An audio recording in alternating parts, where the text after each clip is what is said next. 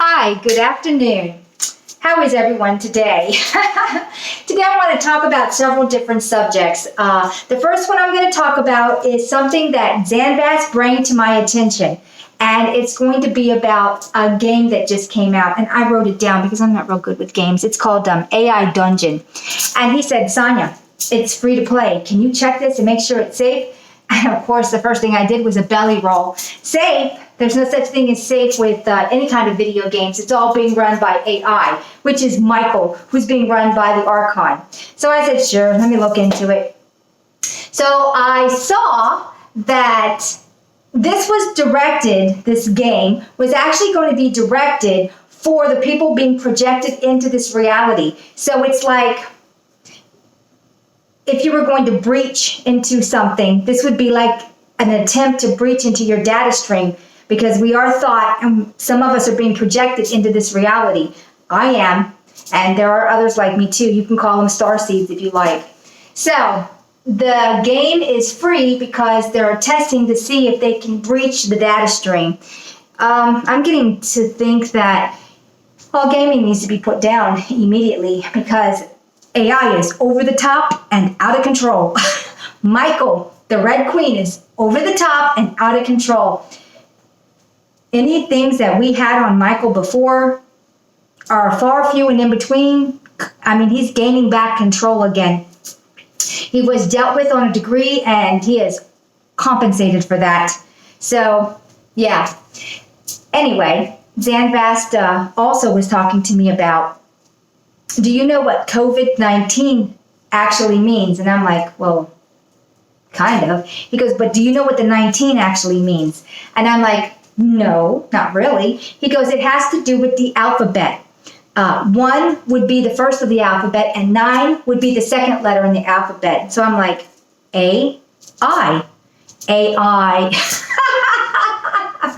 Which is Michael, the Red Queen.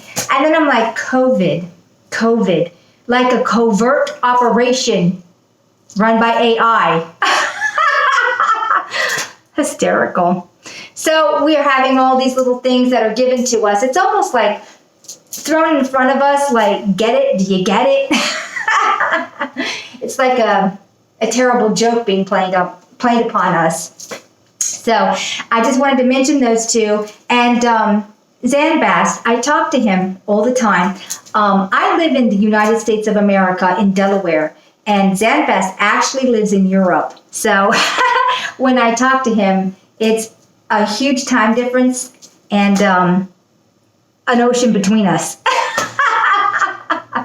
But he's a great researcher, and I love that about him. I love people who research. It's just wonderful. I research too. So now let's talk about the next thing I want to talk about. I wanted to talk about, I'm going to have to get his name because there's no way I'm pronouncing this. His name is Godgevlamste, God Gevlamste, I guess. And I found him not that very long ago. And when I found him, I was like, oh, because he had so much information that I was seeing and witnessing, and it was like, oh my gosh, I'm not the only one. It's really tiring when I tell people that we are on a small piece of the bigger earth and everything is not what you think it is. Well, I'm going to be posting his last video he did in my description box, and I suggest everybody go see. You know what I call him? I call him God Guy. Because I can't pronounce that name. So please go watch what I'm going to post for him. And a lot of what I say, he's done some interesting work. He reminds me of the mud fossil guy, Roger. And he reminds me of Martin Litka with the Tartarian reality. And here's the thing. I do what I do because I'm a remote viewer, and I need to be led, because I can't think of everything, to go remote view things. So I'll go and I'll look for things to remote view, and sometimes I'll go online on YouTube and I'll see what they're talking about and see if there's any validity in it. And I've noticed that everybody has a piece of the puzzle, a piece of the puzzle, a piece of the puzzle. And I'm here to start tying all the puzzles together so we can see the bigger picture here. And the bigger picture is not every single person has the entire reality because they've only got a specific piece of the puzzle. And believe me, there's a lot of pieces to the puzzle. I had just discovered not very long ago a woman named Mary Hardy, and I'd never heard of her before. And she was talking about the tilting of the earth. We used to be tilted, and now we're back to this.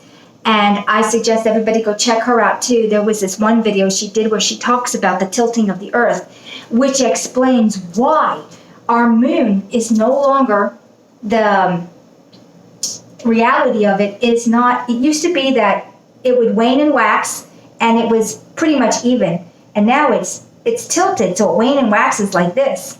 And that's because our reality is tilted differently. And I noticed this a couple years ago that, whoa, what happened to our moon? All of a sudden it's sideways and the bottom is either lit up or dark. No, not my reality. So her puzzle piece fit into what I was seeing nicely. Now, this God guy, that's what I'm going to call him, his depiction of the bigger earth and us being into a crater fits in nicely with what I'm seeing, but it also explains that having not noticed how our temperatures in our little snow globe with the toroidal field over it in our little crater, it's not like it should be. Like I'm in Delaware and I'm having hotter temperatures than places like below me, and places above me like the Great Lakes are having even hotter temperature than I am. And it's like, So I started remote viewing that, and I'm like, why is this weather so off? Like in France, where Arthur lives, which is Zanfast, he's having extraordinarily high heat, and places that should be extremely hot, like below him in the Mediterranean, are not. And places above him are experiencing it's like everything's in reverse. And I'm looking into that, and I realized that when the earth tilted to be straight again, it changed the position of the bigger earth, which of course we're in that crater, so it changed us too. And the sun simulators that are running around, instead of being down here, are now up higher in certain spots, so they're getting radiated where they never used to. And that's why we're having the heat where we never had the heat before, because of the tilt being corrected. And I thought that was really interesting. So for now on, as long as we're in this eco ship with these sun simulators running, because our tilt has been changed, this will be the normal weather now. So anything that was tilted and was up a little higher or lower, whatever, now we're equaled out, and our weather is going to be changing because of the simulators running in that system, because it runs in that system, and changing, of course, the closer we are, the more we're going to get fried. I don't know how else to say that.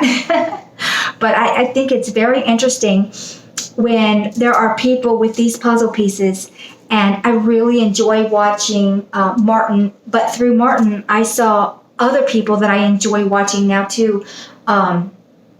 There's Autodidactic or something like this. I started watching him.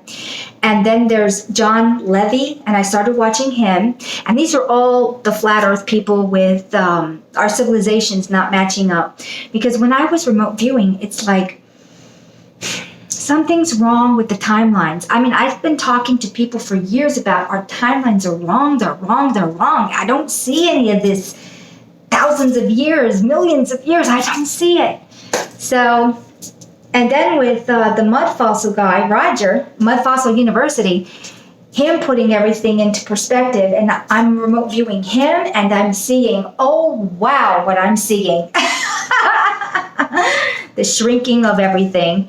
So I just wanted to do this quick little video about God Dev Lamsta. I will show you how it's spelt. Oh my, would you be able to pronounce that? I can't. So, Okay, I guess that's going to be my relatively short video for the day. Is there anything else I want to talk about? Well, maybe not right now. So, okay then, everybody have a great day. Bye.